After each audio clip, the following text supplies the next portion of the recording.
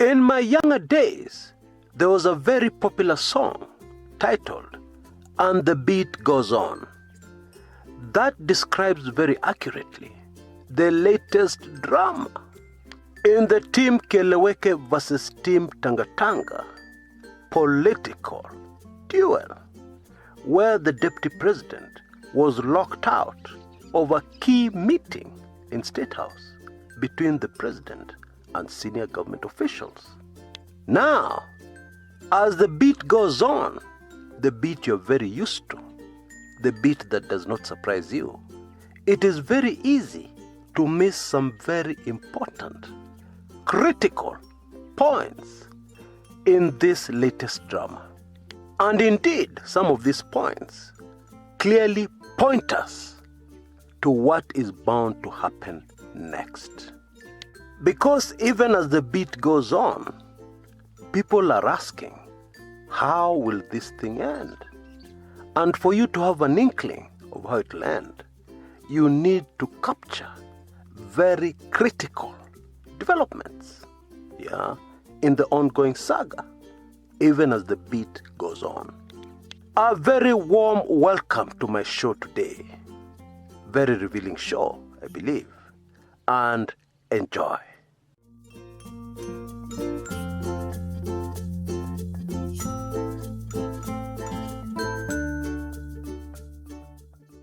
What do you think the reaction of a foreigner would be reading Kenyan news and seeing the deputy president locked out of a major state meeting?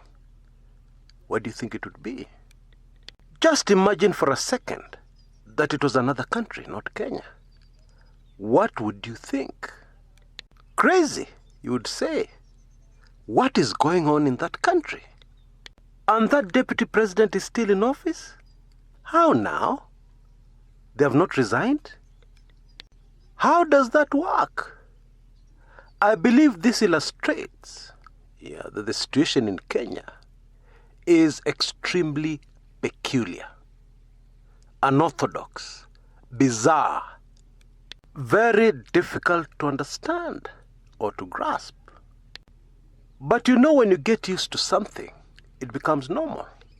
It is hardly surprising, especially for those of us who have been following this particular story long before it hit mainstream media headlines. In 2016, in 2017, when I was telling people there's a problem between the president and his deputy, and people were just laughing me off, thinking I was crazy. And the situation in Kenya today is that one side of the political divide, Team Keleweke, are cheering, very good. And the other side, Team Tangatanga, supporters of the deputy president, are feeling bad. How can this happen? What is going on? Why has the deputy president been locked out of government?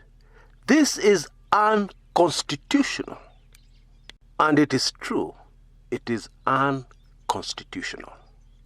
However, Team Keleweke don't want to know. Constitution ni nini? As long as the man they hate is being bashed, it is okay with them. It doesn't matter. And they forget so very quickly what happened in 2017. In the Bible, there's a very interesting event that took place where somebody took great care to construct some gallows. Make sure that they work very well to hang somebody. And of course, they had somebody in mind. Little did they know that they were preparing gallows for the hanging of none other than themselves. In 2017, Kipchumba Murkomen and company very quickly passed laws to deal with NASA and the opposition. They completely ignored what James Orengo had told them about governments eating their own children. And now what has happened is that those laws which were targeted at NASA hardly felt the pinch of those laws. The full brunt of those laws has been felt by you know who? Team Tangatanga. The very people who quickly passed those laws. The same people who eagerly, enthusiastically passed those laws are now suffering under them. Yep, it is sad that smart people can be reduced to thinking with their emotions. It is a tragedy that very intelligent people can be reduced to not thinking beyond their noses. And that is why, whatever side of the political divide I believe is on the right side of history, I will never support something unconstitutional. Never ever. I will never support lies, propaganda.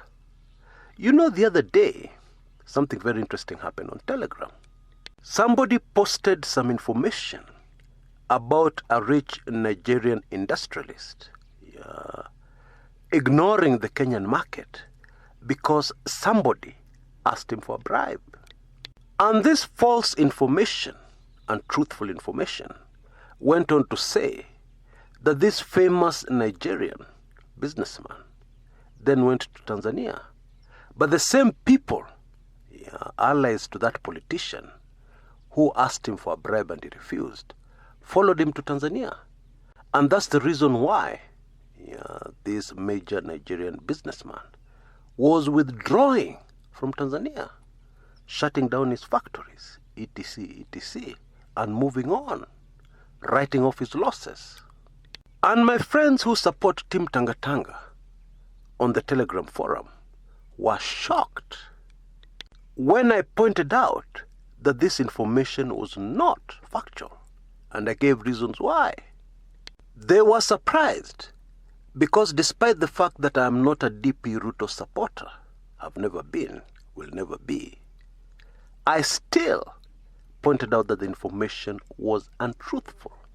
Meaning that they expected me to quickly say the information was accurate just because I don't support the deputy president.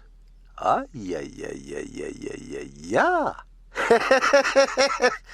You mean after all these years, people don't understand me? Even my friends don't understand me? Hiyo kali. But I guess it's all because that is normal behavior today in Kenya. If some untruthful information comes out against your enemy, you quickly come out and say that information is nothing but the truth. Because it's bashing your enemy. How now? Very sad indeed. In my view, the Deputy President of the Republic of Kenya being locked out of a meeting between the President and senior state officials at the executive level is a confirmation that things are very bad in our country. It is a confirmation that as a country we have reached a very dangerous place. It is confirmation that as a country we are not doing some of our things according to the letter and the spirit of our constitution. And in my view, that is a very big deal. You see, something like this has happened before in history. Actually, it has happened many times before in our history, where the president falls out with his principal assistant. Vice president in those days, deputy president these days, but same post. And in all those previous cases, the constitution was followed, in that the particular deputy president, or rather vice president, rather than being excluded from cabinet meetings and national security meetings, he had to be removed from office. That is not the case today, where we have the president's principal assistant still in office and being excluded from very critical meetings. In other words, our deputy president is earning a salary for doing nothing. And I know many of us would not mind earning a salary for doing nothing. Personally, I would never. In my view, that is shortchanging the Kenyan taxpayers. In my view, that is fraud, by both sides of the political divide. In other words, the person paying out that salary and the person receiving that salary are both fraudsters. Still, anybody who is focusing on this latest exclusion of the deputy president from an important government meeting is completely missing the point. The meeting at State House in Nairobi yesterday between the president, his CSs, principal secretaries, and chief administration secretaries is nothing. The real deal is cabinet meetings, which the deputy president no longer attends. The real deal is the National Security Council meetings, which the deputy president no longer attends. The difference is that in those meetings I've mentioned, decisions are made. The meeting yesterday at State House was merely a briefing. No decisions were being made. The people who attended, senior as they are in government, were simply being instructed, given direction by the head of state. And I find it super fascinating that this meeting took place shortly after a major reshuffle of these same government officials by the president. You remember the major reshuffle, hiring and firing of chief administration secretaries a few days ago? I'm sure you do. It is difficult not to believe that the two are very closely linked. Because as a manager, you're about to give out very important instructions. You want to make sure that the people you give those instructions to will act, and they will follow your instructions to the letter. You want to make sure that whatever you discuss is not leaked to the other side of the political divide, which in this case happens to be still in government. Now, right there, I strongly believe, is the real reason why the deputy president was kept out of this meeting. Doesn't it make perfect sense? In other words, whatever was being discussed at that meeting was highly sensitive. It could have had something to do with the BBI. Whatever it was important that that information does not trickle back to the other side of the political divide, pure and simple. You know, in war and in politics, because sometimes politics is a war situation, it is critical to have a mole on the other side.